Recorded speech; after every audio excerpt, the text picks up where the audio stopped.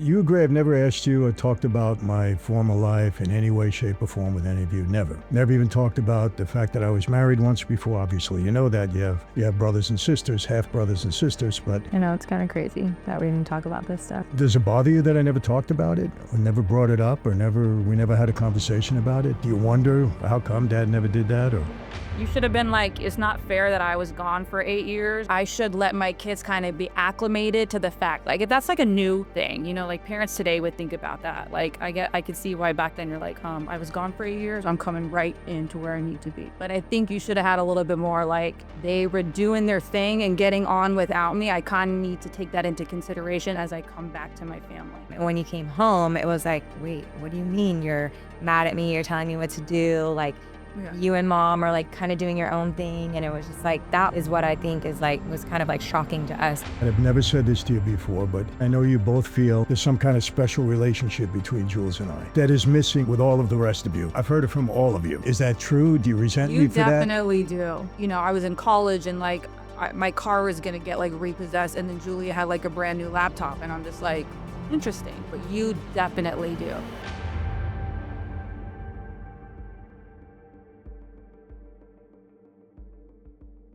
Hey everyone, welcome to another Sit Down with Michael Franzese. Hope everybody is doing well. All is very good, very blessed on this end, my friends. As always, I give all the praise, honor, glory, and thanksgiving to our God for that. You know, I think it was about three and a half years ago that I had 3 of my 5 daughters on a podcast with me. We were in the old studio, and we sat down and just, talked. And we didn't get too deep into anything. It was more lighthearted and fun and all of that. But they didn't want to come back on again. I said, come on, people are asking, let's get back on. They didn't want to do it. My kids are different. They're funny. They're not the Kardashians. There was a big production company wanted to do a reality television show on our family. They weren't into it. None of them. I was surprised, but they're not into being in front of the camera. But I keep asking them. And recently, 2 of my daughters, Amanda and Miquelle being my oldest with Camille, and Amanda the second, said, yeah, Dad, we'll come on with you again. I said, wow, okay, I'm going to put you on the spot and we're going to get on again. And, I think I had, not too long ago, I had my daughter Julia on, but she talked about that tragedy, unfortunately, with her former boyfriend, young, wonderful kid, Alec, that unfortunately had that tragedy.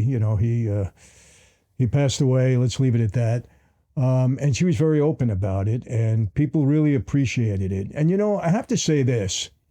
I think a lot of people get the wrong impression of me and my family at times. What do I mean by that? I did 8 years in prison, and when I came home, it wasn't, hey, everything was wonderful. Get right back into the groove.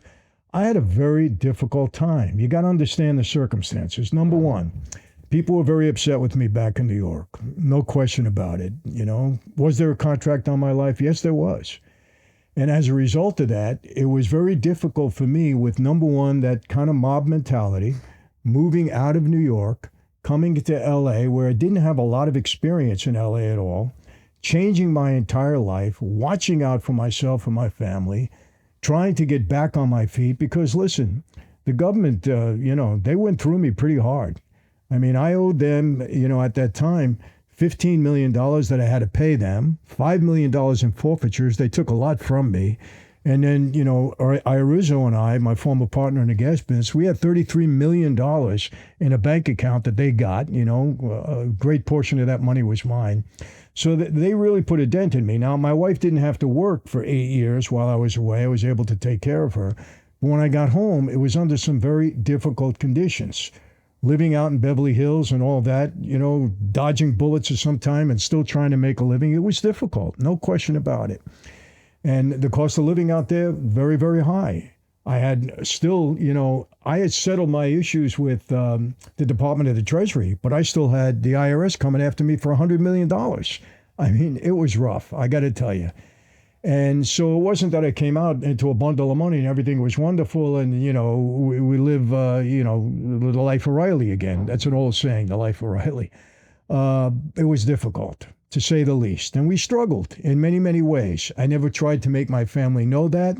I never sat down and talked to them about it. I never gave them the ins and outs of what's going on until this very moment. As a matter of fact, until today, I have never sat down with my children and spoke to them about my former life or any of the things that I'm going to ask my two daughters about today. Because if we're going to do this, you may as well know the truth and you may as well hear it. And I want to hear what they have to say from their perspective. You know, how did you feel? You know, that your dad was a mobster at one time. How did you feel with some of the things that I did? How was it, you know, acclimating yourself to me again after me being away for 8 years? You know, do you have any resentment towards me? I have never asked them this before, and you know I'm honest with you. I'm as honest as I possibly can be with you, and if I'm not being honest, I'm not saying anything. I'm never going to mislead you, and I'm not going to lie to you. If I don't tell you the truth, it's only because I'm not saying anything, period. You know that. I think most of my followers understand that. My friends, I know something about having power. Whether it's on the streets or in the media, it's all about who controls the narrative. And right now, the mainstream media is trying to control yours whether you realize it or not. I've been using this platform called Ground News, and it's completely changed how I look at the news. Let me show you exactly what I mean. Remember the Hunter Biden pardon story? How can we forget it? It was everywhere. Well, over 1,000 news sources covered that same story, but watch what happens when we compare headlines from the different outlets. You see how each one spins it differently? That's what makes Ground News different. They're the only platform that lets you see exactly how the media machine works, and yes, it is a machine. They break down the political bias of every source. They show you which stories are being buried by different sides, and this is crucial. They expose who actually owns these news organizations, and that makes a difference, a big difference in how it's reported. In today's world, you can't afford to be in the dark. Ground News gives you something invaluable, and that is the ability to see through the smoke and mirrors and the gaslighting of mainstream media. Right now, you can get the same tools I use for half price. Just go to ground.news/MF or scan this QR code where you'll get 40% off their premium Vantage plan. Come on, that's less than a cup of coffee for the same tools I use to stay informed. You know, with everything that's happening in our country right now, so much going on, you need to see the full picture, not just what they want you to see. So don't wait on this. Take control of your information today. You want to be in the know the right way? Get to Ground News. It's an offer that you shouldn't refuse. So I'm going to ask them straight out, you know, how they feel. They may surprise me. Maybe we'll get into it a little bit. Maybe I'll feel bad. Maybe I'll have some guilt. Maybe I'll get mad. I don't know. And I want you to know this. I didn't spoil my kids. When I started getting back on my feet, I didn't throw money at them. I made them earn their way. I want to see how they feel about that because they think Dad is pretty well off. Well, are you helping me out, Dad? I will tell you this. I didn't say this to them, and I'm probably not going to say this to them, but when my time is up on this earth, I intend to take care of all of my kids. Let's put it that way, all right? In that respect, I know what I need to do. But I let them pretty well develop themselves. I mean, I was their father, and I guided them, and I helped them, and I put them through college, and I did all the things I needed to do. We took them on vacation, a lot of stuff. We had a lot of struggles in between, but I did all of that. So I really want to hear, and why am I doing it on social media? Well, why not? I've been pretty open with all of you people. And, I think they have a lot to offer. They're two grown women now. To me, they're always going to be daddy's girls, but they're two grown women now. They have a different perspective. They grew up in some tough conditions, and I think they're going to give you some good information. They're going to give me maybe some good information. Hopefully I won't get upset with them, but we'll see. And a special announcement. They are thinking about getting together for their own podcast. I was surprised. I really was. I said, I didn't bring that up to them. I never suggested it to them. And they said, Dad, we're kind of thinking about it. I said, really? She said, yeah. Both of them said, I think we have a lot to offer to people, to let them understand how we grew up. One of my daughters is married and divorced, Amanda. She'll talk about that. Miquelle got married late in the game. She had a lot of struggles throughout her life. She's got a good perspective, having grown up with me, Believe me, not easy and very different. And I think they're going to have a lot to share. And I think it's going to be very relatable. My daughter, Amanda, she has an autistic child. What she's done with this child, a very severe autistic child. And what she's done with this child, amazing. I'm so proud of her for the way she's handled her son and the way she's allowed him and helped him to develop. giving him so much love and so much attention. And you could really see it, really see it. I know autism is big in unfortunately in today's world, and maybe it's being diagnosed more properly now than it was years ago. Never really heard about autism when I was growing up. Miquelle too, she was at one time, I have to say this, she was a bit overweight. I would never say that to any one of my daughters. I'm just not that way. But how she changed her entire life, what hit her, I'm going to ask her this because I've never asked her that. Never had this conversation with either of them. The things that I'm going to ask them about today, how did growing up with me affect your choice in the man that you were with? How did it affect you? Do you want somebody not like your dad or do you want somebody like your dad? I hope I get the right answer there. What do you think of mob movies? Do you like to watch them now? Do you not like to watch them? What do you think of that life? And I think they're different in many ways, so you're going to hear some different perspective from them. But, I think it's a good thing. I really do. I think that people need to hear from people that they can relate to. Some of you think that because I'm Michael Franzese, we didn't go through the same challenges, the same stuff, sibling rivalry at time and all this stuff that people go through, that maybe we didn't go through that. Well, you're going to be surprised. So this is going to be informative for both you, my viewers, and me, myself. And let's see where we go from there. So without any further delay, it is really my pleasure and very excited to bring on two of my 5 daughters, Miquelle and Amanda Franzese. All right, girls, I know you're women and ladies now, but you're always daddy's girls, so I can still call you girls. About 3 years ago, I think it was, in my old studio, we had a sit down, and there was you two and your baby sister, Julia. And ever since then, I've been getting bombarded. I think we've got 1 million views on that, or close to it. But I've been getting bombarded with questions.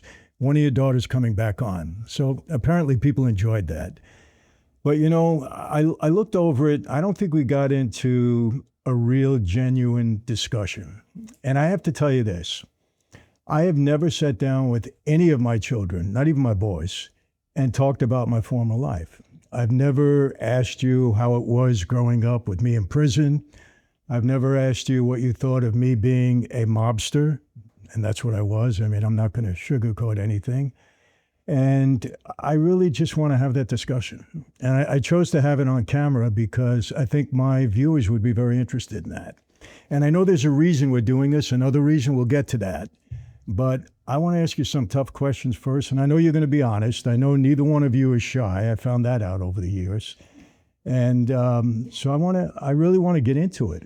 What do you think of my past and me being who I was? Oh, wow. I am like now question. Well, listen, you grew up with it. You visited me in prison for 8 years. Is what the heck was going on back when we were little. Right? I don't think we realized the scope of maybe when we woke up in the morning, there was like 50 policemen like pointing their guns at the house. We kind of were like, what's happening here? But other than that, I don't really remember any part of like the gangster life. It's only like we only hear it through like your story. So it's almost like a story to us because it doesn't seem like real, if that makes sense. Because we came way after. I mean, I think we knew like, okay, we're different than like our friends. Like, Oh, yeah. why do I have to go visit my dad somewhere every weekend? Like, I went to my friends' houses, their dads were there for the most part. I think mom did such an incredible job at making those trips to go see you fun. That was fun. That was like, those were the memories that kind of stood out. But I remember, leaving you and crying and not wanting to leave you because knowing that you weren't coming with us and it would be a little bit till we saw you. But as far as like why you were there, obviously we were so young and mom never really shared that part with us. And even as we got older, Or anything with us, really. yeah, Mom didn't. No. Still now, it's like she doesn't and we haven't read the books. And as we got older, it was like, I mean, I say even to this day, like people will be like a week ago, oh my gosh, I just saw your dad. I didn't even know that was your story, that your dad was out. And I'm like, yeah, it's not like I'm like, hi, I'm Michael Franzese. I'm like the daughter of an ex-mobster. Like, I don't talk about it unless someone asks me. It's just like kind of, I don't know. Let me ask you, are you embarrassed by it at all? No, I don't think I'm embarrassed by it. I don't know. You say, well, I'm not shy. I think I am kind of shy when it comes to certain things. And like, I'd rather like just not talk about it on my own unless someone comes up to me and they're usually like so excited or so intrigued, and then I'm like, yeah, to me it's like, yep, that's just my dad. Like, it's cool. They're like so struck. And I'm like, it was definitely a whirlwind growing up with you as a dad, but I don't share those stories with a lot of people. I remember one time, Mick, I think it was you, when mom said, we're going to visit dad in school or at work. And I was in LA County Jail. They had me in solitary. And across my shirt, it said LA County Jail. And you turn to mom and say, why does it say LA County Jail if we're going to school to see daddy? Something like that. What? I don't know if you remember that. Yeah. Do you? Yeah, that happened. I never And mom remember was like, going to LA. That was oh my gosh, that was the absolute worst I don't remember place that. ever. I remember I just remember the hangings, right? it was through Yeah, that was LA County. phones. That was Yeah. LA I County. remember the long lines outside with mom with all these like just I don't know, all the moms with their kids, because it's usually the women going to visit the men. Or I don't know if they have it separated like that or how that works. But yeah, I remember that it was like a cattle call. It was just so uncomfortable, long waiting. And then going in there and not even being able to like hug you or anything, being there sitting next to all the people. It was that was Were absolutely we like worst. very affectionate with you? I don't remember that. I don't feel like we were. No, you were. Were Yeah. we? Oh, yeah. Whenever you came to Maybe visit. in Lompoc we were because we could, but I don't remember. That was Lompoc and Terminal Island. Well, you were young, Mandy, remember in Terminal Island. I remember Lompoc. In But that Terminal was Island, fun. too. So, Yeah, well, mom made it fun. well, it was fun because they had like a playground. the seesaw to bounce us on. Yeah, they had the little cheese burritos. Yeah, I was gonna say the little beef and cheese burritos or the microwave lasagna. We had like the snacks that we loved there. Like those are the little things. I don't remember or that then. I bet you Michael doesn't either. Let me ask you, Chris, did you ever have any kind of resentment, that I was in that life? Look, it's a bad life. It's not about for the families. life. It has nothing to do with the life. Like we don't like. I don't see you like that. Again, like when I hear your testimony, it's like it might as well be a movie because I don't, like that's for me. I can't even watch gangster movies to tell you. Like last night I saw like Fanucci and Vito on the screen. I'm like, get those guys off. I just can't even hear it. I can't listen to it. It turns me off so much. So maybe like in a weird way, I do resent it. But I just like don't want to have anything to do with any sort of gangster mobster movie. Like won't watch Godfather. I can't. So Have I you? feel like I'm the opposite. I love all the- really? You do. Yeah, which They're is so good weird. movies, but like I just don't. I can't like even what's his name, Pesci. Like I love him as an actor, but when I hear his voice at like Gangster New York, I'm just like, ugh, I can't. And why do you think that is? I don't know. Has something to do with me, or? I think it's Or, more like- like do your testimony and like traveling with you and then like, I worked with you for a little bit and then like hearing your story over and over and over again. It's like when you have a parent like that, you're just like annoyed. You're not, you're not like enamored. You're just like, this is annoying. So now, I mean, I don't feel like that way when I'm older, but I just can't, like the movies, I can't do it. But I think the resentment is more like the way we like grew up, like you're like the way you were. Because you were in that life, not so much like the gangster. Well, explain that to me. How was I that troubled you? My friends, you may not have heard, but I now have a wine branded in my name, Franzese wine. I'm very proud of it. It comes from the world's first vineyards. We have alcoholic wine and non-alcoholic wine, several varieties, fruit varieties. You're going to love it. Different than anywhere you've ever tasted before. So enjoy this with your friends. Go to franzesewine.com. An offer you shouldn't refuse, but a taste you're going to love. I think for me, It's raw.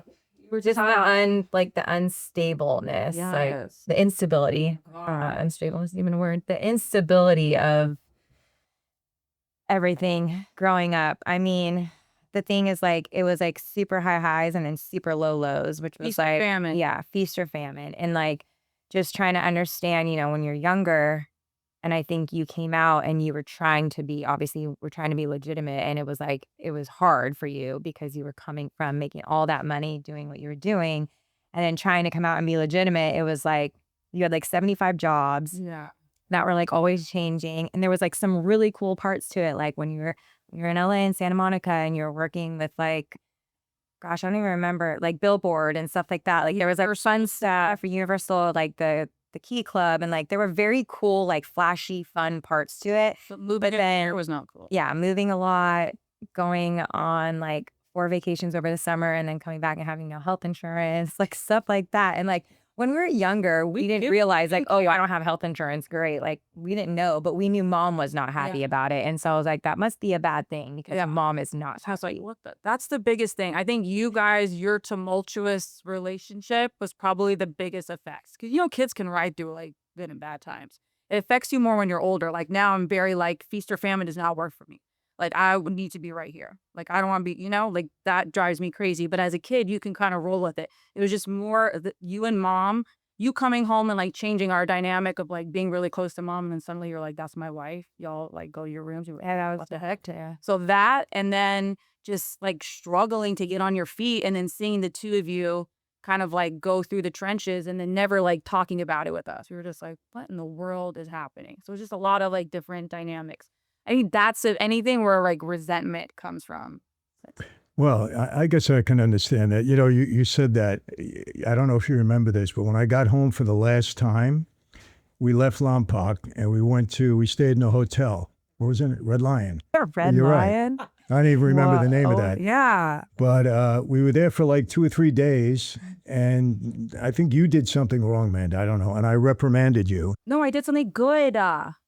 I did something good. I had a whole nighttime routine that I never do because they were like, girl, bye. Don't act like you do this every night. And maybe you reprimanded me too, but I remember the positive. So I guess this. No, you're going to say when she called you that man. Yeah. Why is that man went up to yelling at mom me? and I said, remember that. That man is yelling at me, meaning me.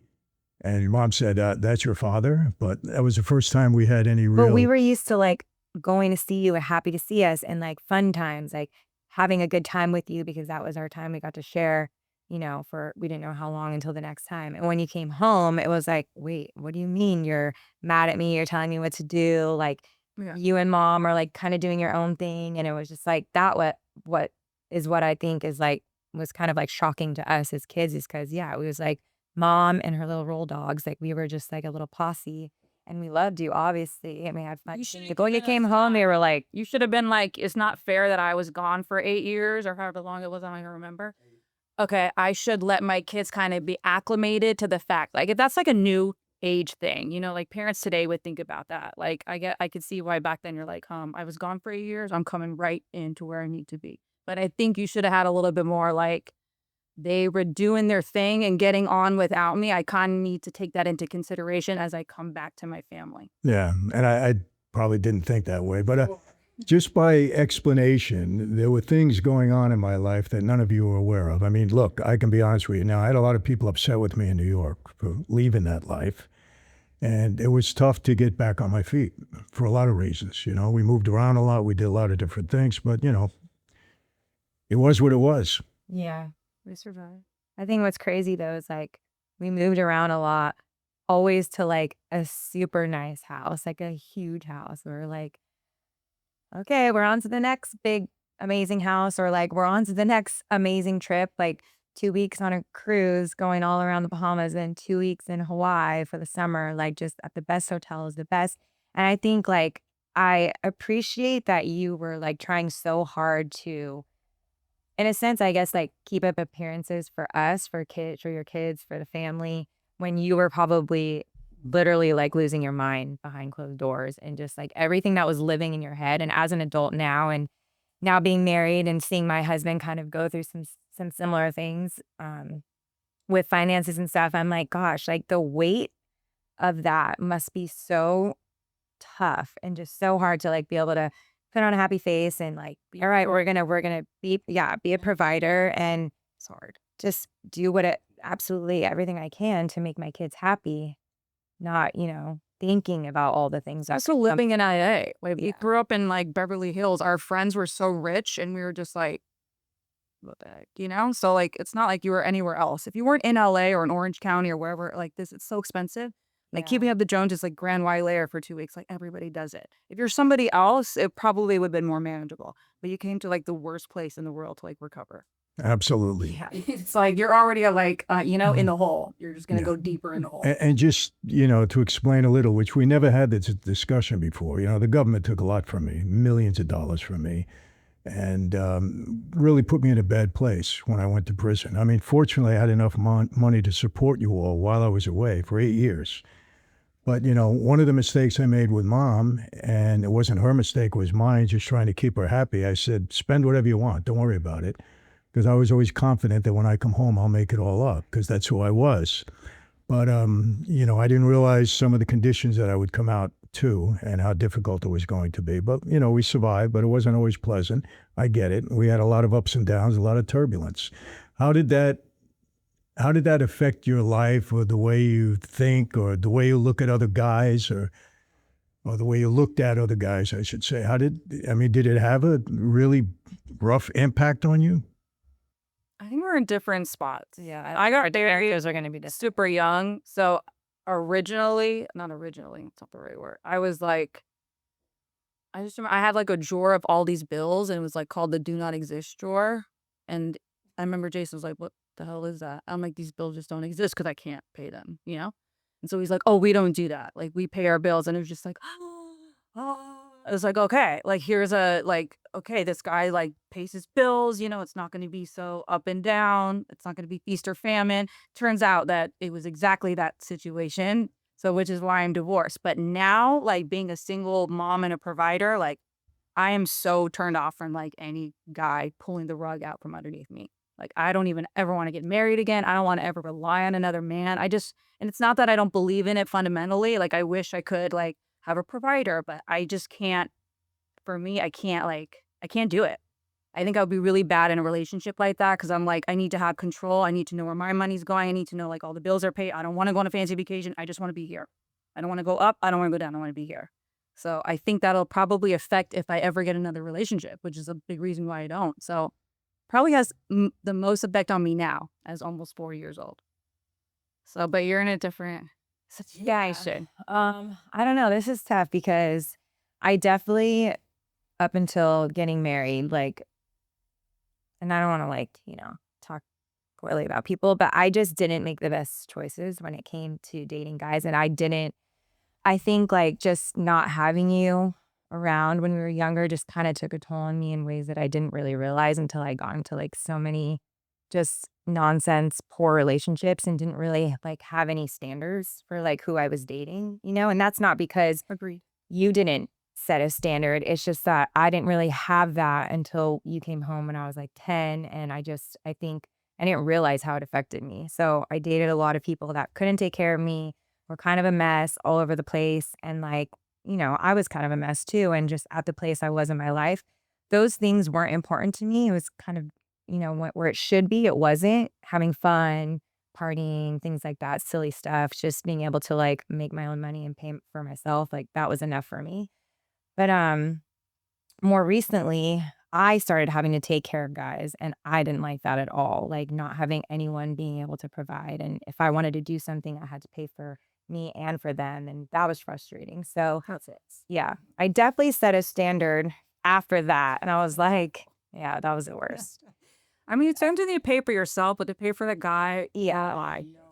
But it was only because I was like, if I I don't pay by for the way, I them, never I knew can't that. do it. And I wanted to do I knew that because I would always like, what the heck? And then you would have these like guys. I'm like, oh my God, if she has to pay for him if they want to do anything. Remember? yeah. I never knew that. Every time they come to dinner, it's just like they sat there and never Well, yeah, offered. they And you're didn't put like, their hand in their pocket. I yo. didn't like that, but I didn't know you or had I'd to be pay like, for them. slide him my card to just like take out and put, and I'm like, this was lame.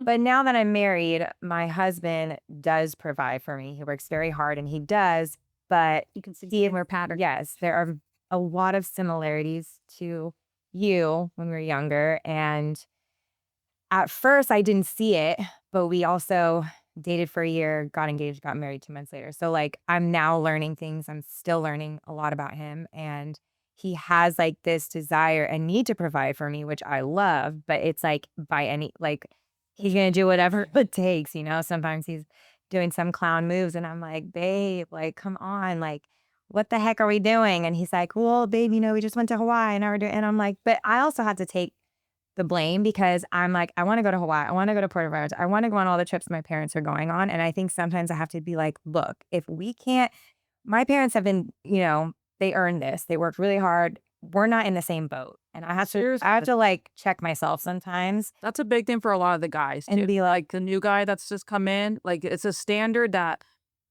like you have to have a very, very good level of like struggling and being able to like recover. And that's a skill that you like for some man to be able to get every giant mansion after the next. I don't know how you did that. Like sometimes I'm like, how did this guy get another house? Just unreal to me. And not like an apartment, like a giant Like a house. Like it's crazy. Like who could do that? So I feel like these guys are like, you know, they're JV. Like you got to be varsity to be able to play those games. And I just don't think that they're there and they're trying to keep up with you. And that's the thing. It's like, I don't even think it's like really Yeah. me. It's you that he's trying to keep up with. You know, it's you and the lifestyle that the family has, because he knows it makes me happy to like do those things with you guys. But then I see him stressed and I'm like, and we live in Newport Beach, you know, rent's not cheap and all this stuff. And we own businesses and it's just tough. And sometimes I'm like, dang, like, man, You gotta say no. like back off. And like, and I told him recently, like, babe, if you can't do it, you have to just say no. And I'm like, I never say no. And you that's have to say no. And then he's like, well, babe, if I say no, you're going to be upset. And I'm like, yeah, probably. But you know what? You're the one that's like in charge of the finances and you have to just put me in check, or I got to put myself in check more. But yeah, I mean, it's funny because it does stress me out when I see like, okay, we're like going here for dinner. We're going here, hanging out with friends, and spending money here. And then like all week, he's like so stressed. I even like, think hey, like, what the heck? And then, you know, I think that's like not what I want. I don't want feast or famine because that was really stressful when we were younger. But then I can't get out of it. That's what I don't know if I gravitated towards that, but like, I think I'm kind of part of that cycle now. Like now I'm like being that cycle. He's the same thing. I'm like, this is so, when I say something, I'm like, this is so dad coded. He gets pissed because he's just like, I'm like, I don't mean it like that, but it's like, we cannot play these games. Like we can't, I don't want to do that. So you have to say no. The guys will never, ever, ever say no. If they get 20 grand, you guys are going on a $30,000 vacation, period. If I get 20 grand, I'm like, oh, I'm paying this, I'm paying this, I'm paying this. Like I get so excited to pay bills. Guys will never say paying off my credit card. So I would say that both of you are financially responsible. Oh, because of what you went through growing up. It took a while. Like it took a while. I feel like I was very financially responsible, and then I had like maybe a year or two where I was like, let's go wild, let's go crazy, and now I'm like still paying for it. So you just have to realize like these mistakes. A fun vacation is awesome, but like it may take you 2 or 3 years to recover, and that's like it's like 1 week, and then you're like home like stressed that for like months and months and months because you can't recover that quickly when you do that. But yeah, I mean, I'm so happy I like built up my credit score over the last few years. That took me so long, and like I feel so proud that I'm like up there now. I'm getting like credit cards like offered to me, whereas before I'd like walk into a Target and I'm like, oh, let me just try to get this Target card today. Decline. Walmart, decline. And then it dings your credit even more. And I'm like, God, what the heck?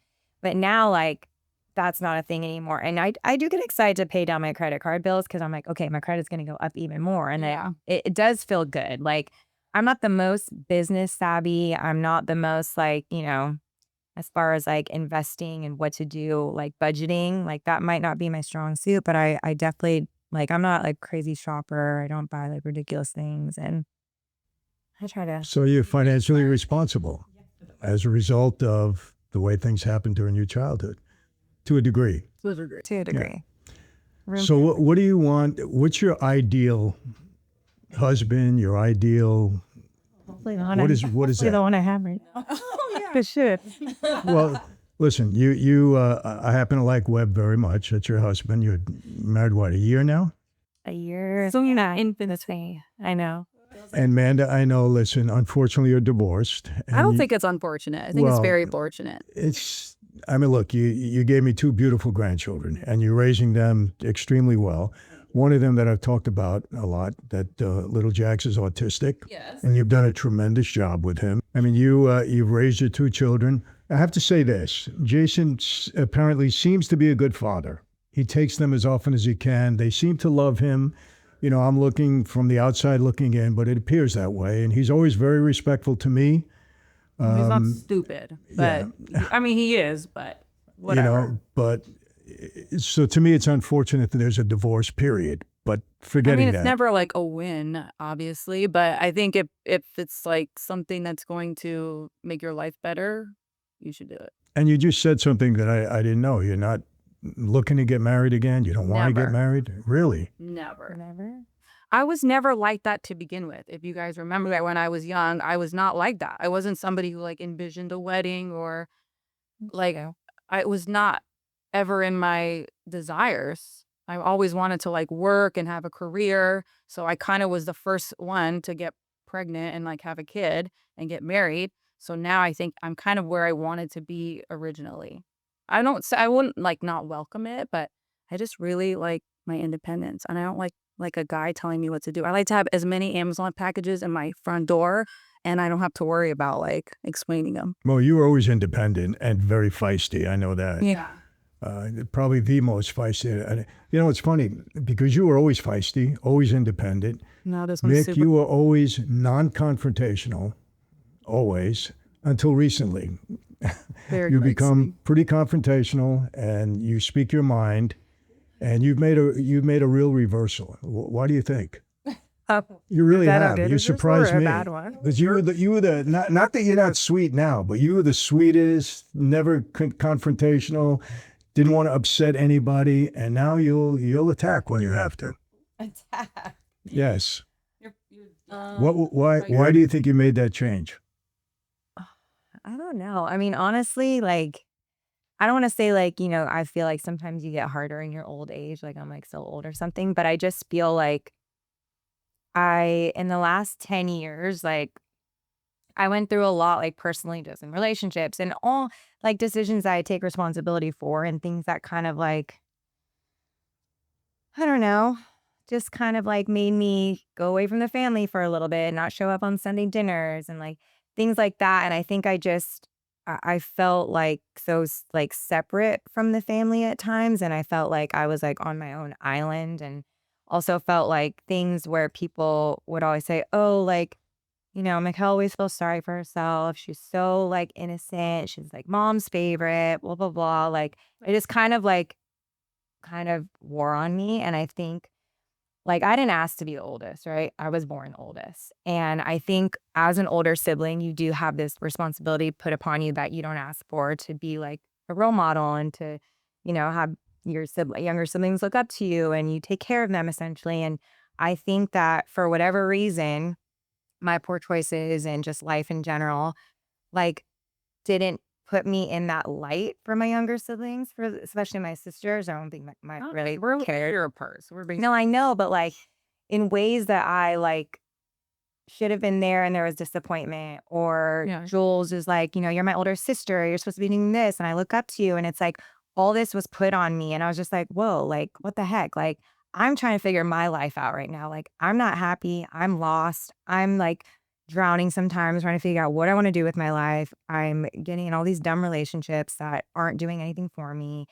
I'm, having too much fun and then like feeling terrible for the next few days because it's depressing when all you're doing is like trying to have fun and search for something and then you get nothing out of it, right? So I think it's not that I'm like trying to be like spicy with everyone, but I think I just had all this like pressure on me to like be so amazing. And like, I'm going to be 40 this year and I just got married, last year and I don't have kids yet. And all those things that she didn't want, I wanted.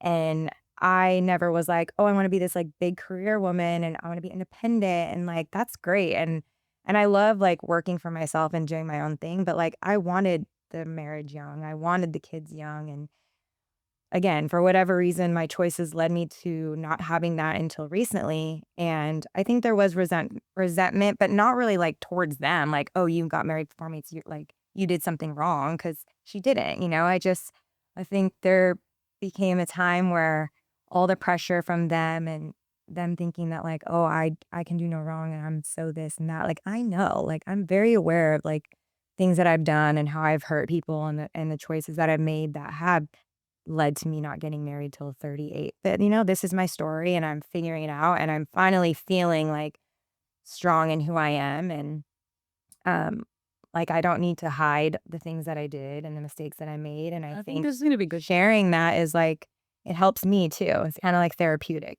just like get off my chest. And Because we don't ever do that. we don't. That's just not a thing. So I think you're going to like have more self-discovery moving forward than you ever have. And maybe you'll let some of that resentment So yeah, spicy. Yeah, basically, I mean, as you know, Dad has a big, presence. I'm pretty much a public figure, I would say. And people look at us like we're the perfect family. Perfect marriage, perfect family, perfect everything. And I think it's important for people to know that we had a lot of struggles, We still have struggles, we still go through it, but we try to keep it together. And somehow we manage. And but you look at the Kardashians, like everything is wonderful. It's wonderful land, but I'm sure it's not there also. They do what they do for the camera, and they do what they do to keep their empire. And I think their mom has a lot to do with that because she sees dollars and she wants everything to keep flowing. But I guarantee every family has their issues. And I found out something recently. I didn't suggest this, and I didn't dissuade you or encourage you, but the two of you now want to start your own podcast. Yeah. What do you find out? What do you find out? Yeah. Well, usually I'm the last one to know everything. Mom tells me, oh, I had this discussion with the girls. And I do have to say this. You're all pretty close with your mom. Somehow she managed throughout all of this to keep this family together while I was away and through all the stuff we had to go through afterwards. But now you want to do your own podcast. Yeah. Which honestly I think is a good idea because I think people, you have a certain perspective like both of you are talking about now on different things, family, marriage, children. But why did you all of a sudden come together, and say, hey, we want to do this? What brought you to that decision? It's actually your idea. Didn't I? Yeah. Didn't you say something about it? Yeah, I mean, I think for me, I've been like the last year, like since I got married. Like again, I love what I do. I'm a trainer. I love my job, love my clients. But I've just been like, okay, I feel like there's something more. Like I feel like and I didn't even know it was this initially, but I don't know. Like people had mentioned things. My husband had mentioned something. He's like, honestly, like I think you and your sister would be great because him and I were gonna do a podcast. And I was like, oh, like I don't really know. Like what would like we're husband and wife, yeah, that's cool. But like what like it didn't really like he was excited about it, but I was like, I'm not sure about that. And not just because I was like, I don't know how we could like carry that when we've only been together for like a year, right? So we would have to like really think about like what our topics would be. But here, this is like years and like we had thousands of built-in stories and trauma and fun times and acts and Siblings is such a unique relationship because it's from like zero to, like your parents come and go, people come and go, spouses, but like a sibling relationship, I mean, it's like 40 years in the making. And What do you mean parents come and go? Well, I mean, like sometimes, I mean, say your parents leave you like later in life, or sometimes, I mean, unless there's like a tragedy, but it's the one relationship where you literally grow up with somebody and you experience almost the same things, but you have two totally different perspectives on life. And we're very different, but we have like a lot of the same like thoughts and we share them differently. And I think we are very different, but we're also like similar in a lot of ways. And I think, I don't know, the way when we just talk or banter and we're telling stories or, when we're at family dinner and we're all laughing about these things, it's like, gosh, like this stuff is hilarious. Like this, we should like talk about this more because it's kind of fun to reminisce. I mean, some things were like, oh yeah, I don't miss that, or that was crazy. But at the end of the day, it's like those kind of stories are what bring people together. It kind of are what make people connect. It's what make people like think, oh, someone similar to me, or I'm not alone, or, my family's crazy too. Or, like, look at this and like, yeah, it's relatable. I'm married now for a year only. I have no kids. She has kids. Like she's divorced. Like we're in just such unique places, like I think it's a good age. And I also think what's interesting about like our demographic is we've kind of come from parents who've like, I think the trauma that you guys had with your parents, like you kind of came out of that in a way that emotionally we didn't really like explore. So now in our generation, we're kind of in the middle where our parents might have been a little like not open to like therapy and kind of healing and trauma. And now we're maybe raising kids where we want them to be a little bit more open to that. So I feel like it's an interesting dynamic for us because we can also see like how you were just like, I have no time for your trauma because I grew up in a like crazy household. I don't feel sorry for you. But at the same time, it's like, okay, but we're learning to like do better with our kids and we're kind of trying to like Does that make sense? Yeah, no, Like it we're makes a trying lot to of like sense. just see like where the hell like we kind of like figure things out. So I think it's just an interesting perspective. Maybe Like, I mean, I feel like if you asked us to do this like 10 years ago, it wouldn't be yeah. No, as you guys good. were always Like, camera shy. You never now wanted to they're- get in front of the camera. No. I still kind of am like, oh, camera. I don't like photos. No, I mean, they but- wanted to do this whole reality TV show on the family, and you were all against it. Nobody wanted to do it, you know, unlike the Kardashians who jump in front of the camera. You guys never wanted. That's why I was a little surprised when I heard this. Yeah. Do you see every reality show? Like I love reality TV, but I just feel like relationships don't. The Kardashians are they're cajillionaires. Like they could do anything now. It's been 100 years that they've been on TV, but I think that's rare. Like look at the Chrisleys, all these families. I feel like you guys have a lot to lose. I think like I was like I don't really have anything to lose. I don't care. But I think the older you get, you're like it's just like not worth it. Maybe there's a little bit more on the line than just to become reality famous. I feel like this gives us like control, but it doesn't mean like we don't want to share everything, like we want to share, we want to be raw, we want to be real, we want to have fun together. Like for us to be able to do this, I think is just fun too, which I'm looking for fun as well as, working or whatever. But again, therapeutic, even just talking about things lighthearted, like, yeah, I feel like in my 20s, if I would have done this, it would have been silly and ridiculous. But now that we're at the age that we're at and exactly. We're able to like appreciate mom and dad's perspectives more and their stories and their side of it because we're having the same challenges or we're going through the same things and you're able to like understand people more. And I think that gives us a better platform to share. And also we have some crazy stories that people are going to be like, what? Well, that's save great. them. No, Save we them. go, there's plenty. Seriously. Let me ask you a question. How good a job do you think? Because, a lot of people think today that the father is not important anymore in the house. Men have been feminized and whatever you want. I don't want to get into all of that, but the role of fatherhood has been downplayed quite a bit. Now, I know your mother did a great job. At least I believe you both feel that way. But how important do you think it is to have a father figure in the house? I'm thinking around different answers to this one too. No, that's not so true. Yeah. I think it's. I was gone out of your life for 8 years. Didn't And they seem were like that important long. years. It was 8 years. Yeah. And let me ask you this. I'll kind of piggyback that question. Your sister, your younger sister, she was the only child that I've been with since birth with no interruptions. I don't know if that's None. necessarily a good thing though. Well, let me ask you this. And obviously, I know you both feel, I'm going to put you on the spot. I've never said this to you before, but there's some kind of special relationship between Jules and I. There is. That is missing with with all of the rest of you. I've heard it from Michael. I've heard it from all of you. Do you resent? Is that true? Do you resent me for that? You definitely do. Oh, I was like, what? Yeah, you definitely do. I think that's one of our best conversations and this is something we could like dive into later, but you definitely do. I think it would be impossible for them not to have a different relationship. But it is hard when you're like 100%. I think I felt that way for a long time. Like sometimes it's like, I was in college and like my car was going to get like repossessed and then Julia had like a brand new laptop and I'm just like, interesting. So I think of course you feel that way, but I think because I became a mother early on, I was in a different place kind of. I kind of was like, stop caring. yeah, I stopped caring because I'm like, I'm not comparing myself. I'm a grown woman. I got a kid now. Like my life is, but since you were kind of in the house longer, it was like, she got special treatment. She still does.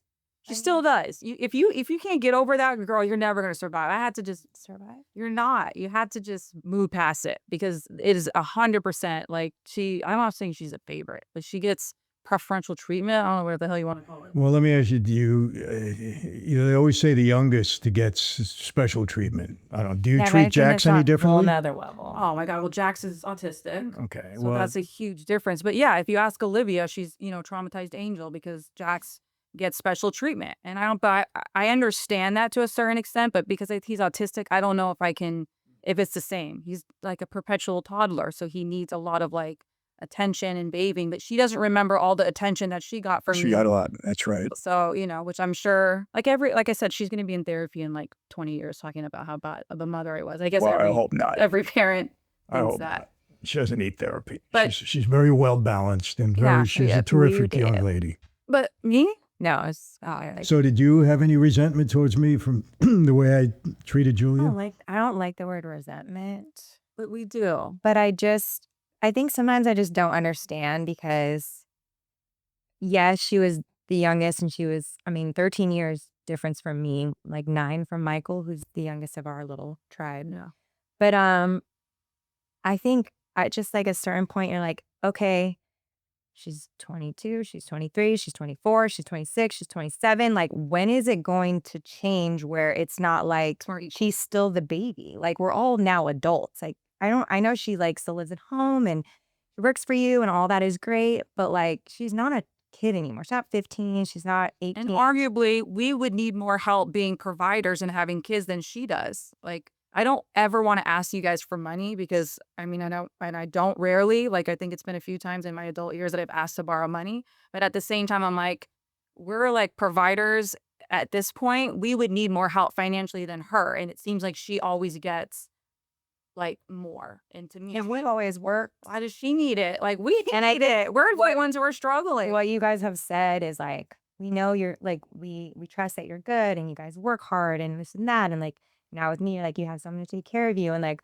all those things are great. I just think, also, I think if Jules and I had a better relationship, those kind of things wouldn't really bother me as much either. You know, like how her having kids kind of changed her mindset. I feel like if Jules and I were closer and we were like, talking all the time and hanging out all the time and like we had a great relationship, which our relationship is fine. It's not like there's like so much bad, but it's just we're 13 years apart. We're at very different stages in our life. And I just sometimes I'm like, okay, like I have to take a breath because I'm like, I still can't understand it, but they're in charge. They're the parents. They can do whatever they want. And they don't to sometimes owe us anything. Right. Like you don't owe me anything. But you don't owe Jules anything either. But it seems like you Well, will. listen, you need to understand there's no difference in the love. It's just that she came into our life when I was starting to get into a better position in life, and she's just the baby and she's been at home. There's no other, I would have treated you all the same way under the same circumstances. There wouldn't have been any difference. Like 4 times. Huh? I said, but I came home like 4 times. Every time Amanda's like, man, why are you doing that to yourself? And I was like, because I need a place to live, girl. What do you mean? But yeah, I think that's what also made it hard is like, I was like a adult, full-blown adult, leaving the house every day to work, living with you guys. So it was like magnified for me. And I was just like, there's just more in my Jules is just like waiting for her Starbucks. So now to say, if you live at the house, you're doing it to yourself. Because I didn't say you did too. we could literally go, obviously we don't resent you, but we could talk for like 17 hours about that. No resentment whatsoever. But it does hurt my feelings sometimes. I have to say, like I just question why life now that we're all adults, but again, it's not enough. That's like, I don't want to be around them. Have I ever refused you of anything that you've asked of me? But we don't really like to ask for things anymore. I know, but have I refused you? No. Okay. I think it would just be like a little nice if sometimes you're like, oh, I'm sure like they're like struggling. I don't even want them to ask. Like maybe like, so like I say, it's a set of Christmas presents. Like here's something. Like I would, if you gave me a freaking grocery card to Ralph's for Christmas, I would be the happiest person on the planet. Please don't say that. Like literally that would make my Christmas because I'd be like, that's something that's extremely thoughtful. And like, that's what I want. I don't care about a bag or shoes. Like I don't want any of that. Well, Mom takes care of the gifts. I don't Yeah, really, but just stuff like that, because it's just like, and then Jules is flying first class and you see her Instagrams, you're like, huh. Instagram really is a silent killer. I know. Yeah, I had all you guys silenced for a long time because I was like, I just can't even see this. I can't even see all the like fun that they're having because I'm just gonna cry. So these are some of the things you're going to discuss without me being there, obviously, because this is just our discussion, but you're going to be on your own. Are these some of the things you're going to talk about? Yeah. But Doug, I'm not like holding back right now.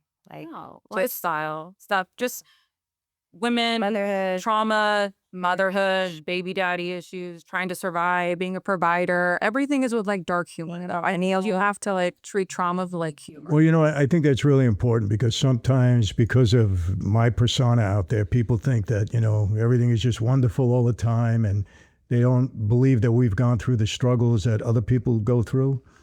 But when people can relate to you and understand, hey, they've been through that too. Oh, we thought they were on a different level. No, it doesn't matter what level you're on. You still go through the same stuff in life, maybe in a different way, but you still do. If you look at our social media, it looks like we're all like thriving beyond, Not mine. but like, and not that we're not like Well, you don't living like great social lives. media, right? You hate it. You're You're on not there really though. on it. I have yeah. I never post. Yeah, just I repost what my husband posts because he posts all the time. And like if I'm on vacation, but even then, like Web and I are like, we need everyone to know where we're at all the time and what we're doing. Like it's kind of nice to be personal. And then stuff like this, like, you put more out there because it's not just a highlight reel, which I think is important because that's so like tough for people these days is to look at Instagram and be like, my life looks nothing like this. especially I was sad. I'm depressed. And it's like, to me, that's a big. I don't want to do that to people. I think if you're going to show like your glamour life, you got to show the other side. Because that's why, like, especially when you have kids, I don't even want Olivia to have Instagram. So I'm like, you look at that and she's already saying things. I'm just like, it's just not reality. It's not how it is. I think if you're kind of in a public light, I guess Julie is a little bit, she should get a little bit more real on there and not just show like her first class and vacations and, all that stuff. Maybe that would be something To do, yeah. But it's important because it's hard for people to see. They can't relate to you when that's all they see. Well, I think it's important because I think because of what you went through, you have a good perspective on things. You've been through a lot, honestly. And women and men too struggle with a lot of issues today. And I think hearing your perspective on it could be very meaningful to them and maybe reassuring and encouraging that, hey, they go through it too. It's okay. We get it. Yeah. Everybody goes through. And you're, I have to ask you this, Mick. I don't want to put you on the spot, but I'm going to. I never anticipated that you would be a personal trainer. When you were growing up, you were a little bit on the, now I would never say this to either one of you. No, your mom's different. But I would never say this to either one of you, but you had a little bit of a weight issue. You're fluffy. And then all of a sudden you turned it around and now you're a personal trainer for all of these years and doing well. And you have a big, a lot of people that you train and you're really into it. What made you make that change? I think if you talk to a lot of trainers, actually, they all have like a similar story. It's like, yeah, it's like you lost weight, you got addicted to it. It's kind of like, it's like kind of trading one addiction for another. So a lot of people in health and fitness were like, used to party a lot, addicts, this and that. Like I used to drink a lot, whatever. So, and also I was unhealthy, just overweight when I was younger. But when I was in college, when I graduated, I remember I had a boyfriend. So like, it wasn't like my self-esteem really in that sense. Like, but I remember stepping on the scale and I was like the biggest I had ever been. And I was like, whoa. And it just hit me. Like when I saw the number, I was like, that is not good for my age, for my height, for like everything. And I ended up doing Jenny Craig, which is so like old school. I was like, do people even do that anymore? I have no idea. Yeah, But I did that and I lost 35 pounds in like 3.5, 4 months. Once I started that, I was like very rigid and disciplined. I wouldn't stray from eating food. I worked out every day, like all that stuff. I remember we went on a cruise and I was like so meticulous with my eating. Like I didn't gain 1 single pound when we were on there. Like I just stayed on track. I lost the weight and I felt amazing. And then, I used to hate working out when we were younger. We did dance and stuff, but mom always used to try to get us to work out and everyone kind of loved it except for me. And then after that, I got into it, I got gym memberships, doing all that. And then we moved to Orange County. Like I was serving. I didn't know what I wanted to do after I worked for you for a little bit. And I was like going to a studio and they were like, you're great. You should teach here. And I was like, teach? Like I never thought of that. And then one thing led to the next, fell in love with it, became a trainer. Was it 10 Went years to a later? bodybuilding competition. Yeah, like 10 years later almost. But I just love the way it makes me feel. Like it is honestly, if I'm having a bad day, if I'm having an off week, like it is my sanity. If I don't work out, sometimes I'm like, stay away, like keep your distance because it really like, I just go in there and unplug or Web and I work out together and that's really nice or taking a class or working out with mom or teaching, mom in my class or my friends. It's an outlet for me. And I love like just not even physically. mentally how it makes me feel. It really is like my saving grace some days. And I don't know, like at this point, what I can't imagine like not working out. And I know you've helped a lot of women in that regard. Yes, Correct? I can. Yes. I have the best clients. I like train women through pregnancy, after pregnancy, pre-pregnancy, for their weddings, for their, all these things. And I've had made like lifelong friends with clients, and being able to teach too is just like kind of gives me like this little like I feel sometimes like I put on like my Britney Spears mic and I just get to be like a different person, have fun and be silly. And I'm not really like that in my day to day. Like I kind of turn on when I put the microphone on, and that's fun too because it's like a little escape. I'm having a bad day, like they don't care. I have to put the microphone on and I have to teach a good class. Like, you have to kind of shut it off. And it helps sometimes for that hour, and sometimes it'll get me out of it completely. And I'm like, I'm so glad I had that class today because now I'm in a better mood. Okay. And Mandy, you've always been into fitness, pretty much. I know you were an athlete when you were younger. Yeah, I mean, I've been teaching always for athletic. like 9 years too. And you're still teaching? But you Just do spin. spin. Yeah, that's like my addiction for a long time. But I'm so over working out though. No. Yeah, but I think, your mom, that was her lifestyle. I mean, and I think she really got you started on that, at least early on. I remember her running, pushing you in the carriage or whatever you call it. Yeah, I think that's a good. She got me still that in us. Because even if you stray for a little bit and you go through your like fluffy, chubby years, you're like, okay, it's time to get back on track. You got to develop it as a lifestyle. Exactly. Yeah. Yeah. All right. Well, I think it's interesting. I think you have a lot to say to people. I really mean that. Oh. Yeah. We sure do. I'm sure at some point you'll take me over to Kohl's when people ask questions or A whatever. little bit. Yeah, you deserve a roasting. Yeah. Well, it's okay. I can We might take bring it. the siblings on our show for Yeah. extra roasting too. So any guests you're thinking about bringing on at some point? I think we want to do like a good amount of episodes, just us, kind of start there. But yeah, we have some exciting people in mind. Definitely family Yeah, for sure. to start, and then The older siblings who, New York siblings, some of them. Well, I can tell you this, Mandy. So many people have autistic children. Yeah. And I think you can really be of help to them because of the job that you've done with Jax. I mean, you've got it down with him. It's a lot of work, but the payoff is big. Yeah. Really big. And I think a lot of people will be interested in that, really. It's a journey. I hope you're willing to share that. Of course. I don't like to, I think that a lot of people, when they talk about their autistic, like when you watch that Love on the Spectrum, yeah, it shows a very glamorized side of it because they're all like, they're not, maybe they were severe when they're younger, but that's not really what autism looks like every day for most of us, yeah, especially when you have a severely autistic child like I do. But I don't like when I see like people like commiserating or they post like their son having a tantrum. I feel like it's an invasion of their privacy, number one, because they don't get to say whether they want people to see that side of them. So I want to talk about the struggles and be real, but I just want people like to know how special and amazing he is, and just to put like a better spin on it, if that makes sense. Yeah, it's Because- funny. You just said having a severely autistic child, and I don't see him that way anymore. Exactly. He Don't. is. I don't even see him that way, but if I take him to the doctor, they're going to say he's still severe. So I don't even take him anymore because I'm like, I don't need to hear that word. It can change for sure when he gets older, but he got like the most severe diagnosis you could get. But I think the difference with him, just quickly, because obviously it's a lot of work, but we like love on him so much. Like he's like the king in our house. So I think he feels the love. So it doesn't make him feel like I'm bad, I'm this, I'm that. So in his brain, he's kind of happy because he's like, I'm the king of my house. I feel love. I don't feel like I'm a burden. It's hard to do that. You have to have a lot of patience.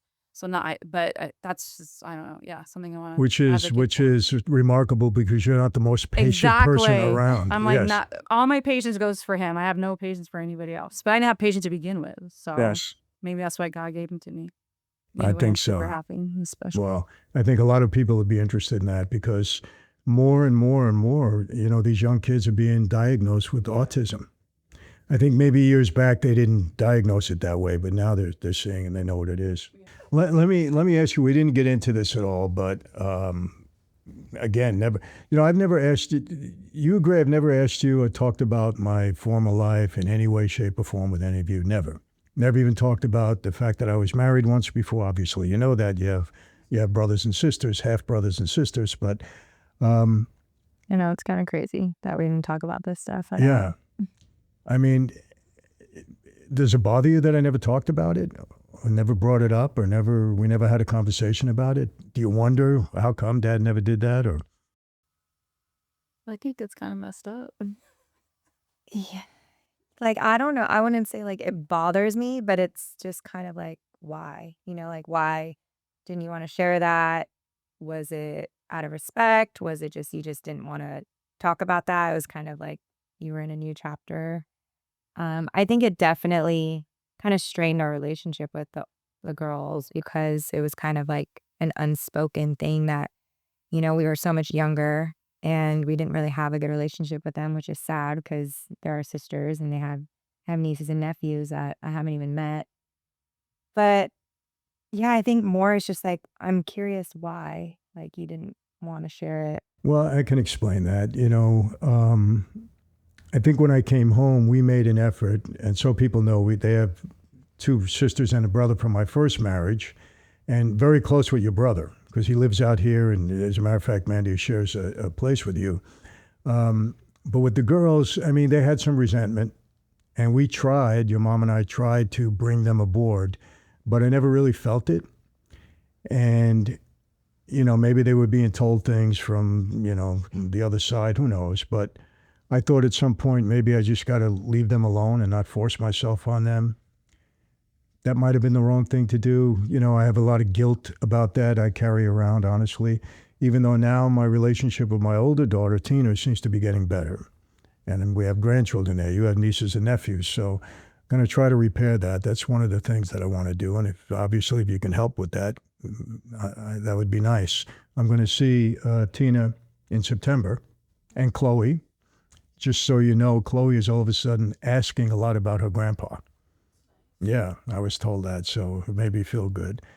But, I think that's the only way I can explain it, and maybe that was wrong. I'm not saying that was the right way to go about it, but it was just the way I felt.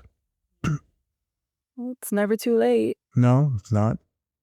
but I think it's definitely going to be more on their terms. So Yeah, it will be. No doubt, but we'll see.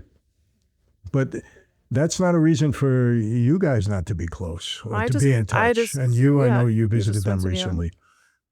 Yeah. Yeah.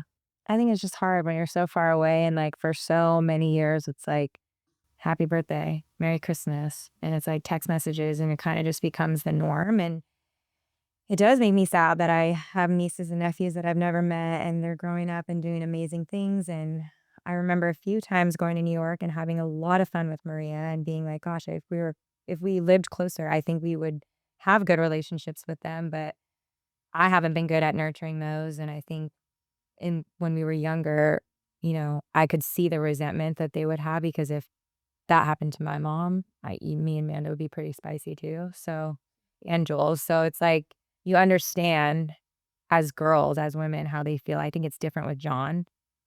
He wanted to have more relationship with you as a son, than they did. But yeah, I would love to be able to see them at least once or twice a year and to meet your grandkids, my niece and nephew, and repair that because it is sad. We're blood brothers and sisters. We're the same dad. Well, We never talk. one thing I will say, if there wasn't 3,000 miles between us, it wouldn't have been this way because there would have been a lot easier to make that effort. that's what John always says. But the distances, He gets it was mad at hard. you. Like every Christmas, he's like, "Why did Dad have to move to California and divide our whole family?"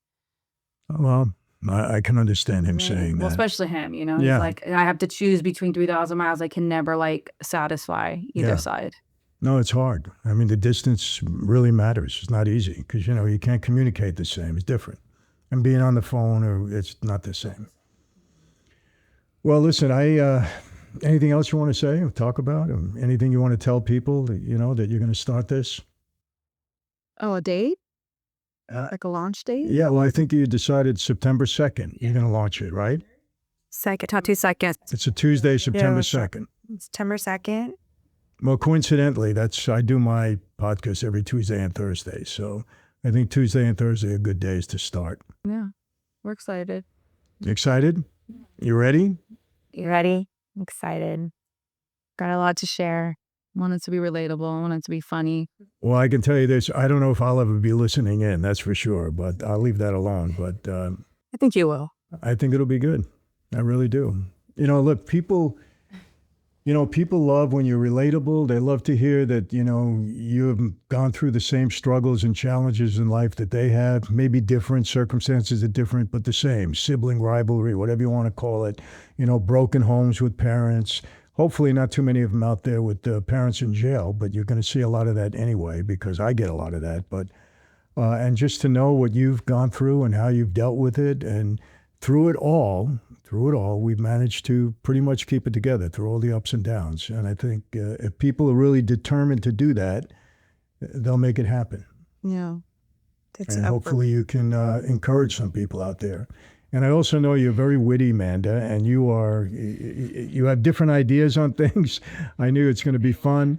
Just please control yourself. Yes, control yourself. I will control myself as much as I know you're on your best behavior right now because you're sitting with Dad, but I don't know what's going to happen after that. But that sounds crazy. Huh? I think it'll be super cool though for like your audience too, to see like a whole nother side of like you and your story through like other people's eyes. Cause it's like, I think they have like one vision of you. Yeah. Well, they do, and I'm glad this came out because I think people think I came out of jail and right away everything was wonderful and terrific and we just went on our merry ways, Yeah. It wasn't like that. No. So it's good for people to know that. And listen, I tell my people, I'll be as honest as I possibly can with you. I'm not going to lie.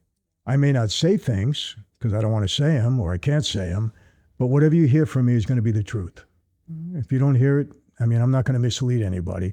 And I know you'll be the same. You'll be more honest than I will because I think you have less of a filter than I have. At least you, Amanda. Yeah. Miquelle, you may control yourself a little better, but I think I'm going to pull it out of her. I'm going to pull it out of her slowly. You're a little spicier than I usually And am. one of these days, you should be able to do what I've never been able to do, and that is get your mom to sit down with you. I've never been able to. She won't come on. She doesn't want to talk. She's behind the camera, not in I don't front. blame her, but I think she would talk with us because we could she has good stories too. A lot of our good, funny stories are obviously with her. So she remembers them well. So I think it's I think she's tired of the same, like conversation with you. This is like a full different. Well, just let me know if she intends to come on because I'm going to have to tell her some things. Not that she'll listen anyway. She doesn't listen to me. You But have to butter her up first. or yeah. what? Well, it doesn't matter. She'll do her own thing. But yeah, I've asked her many times, sit down with me. She won't I think do we'll it. do all the girls. Yeah. Or even like her and Liv are super cute together. Yeah. I'm grateful for that. Yeah. I little think you should do relationship. that because I've never really heard from her perspective on all of this. Neither have we. Well, We just like remember Now's the the time. memories. Yeah. Yeah. Remember the memories. Is that right? No, right? All Oh, right. it is? Okay. well, listen, thank you both. Remember? Oh yeah, remember. Yeah, thank you both for agreeing to sit down, and I wish you all the best on this. Hopefully, it works out well for you, and you have a good platform, and people enjoy it. They're entertained, and they're informed, and they're educated, and you have a good time doing it. I think they'll be very entertaining, to say the least. Well, there you have it.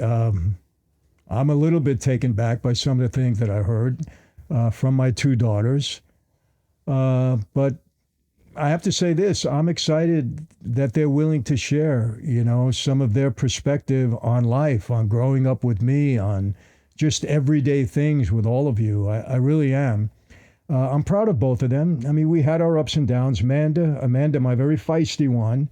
Miquelle wasn't feisty until last couple of years. I don't know, a switch went off in her and she got pretty feisty at times. But they are good girls, good women, I should say. And I think that you're going to enjoy their perspective on things. And I think you're going to be entertained by them because they can probably not getting as silly or as crazy with me sitting there. But believe me, they have strong opinions. They really do. And I think they're pretty much on point on a lot of things that they say. You'll agree, you'll disagree, we'll see. I think it'll be fun.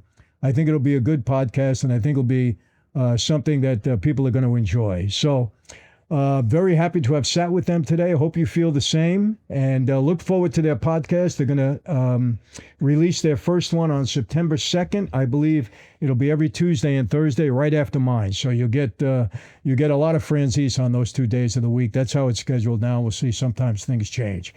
But that's it for today. Hope you enjoyed it. And, I'm thinking about if I can get some of my sons to sit down, you'll hear from a boy's perspective, but they're tough too. They don't ever want to sit and talk, but we'll see. Not about these things for some reason. We play golf together. We have a great time, but they don't like to be on camera, but we'll see.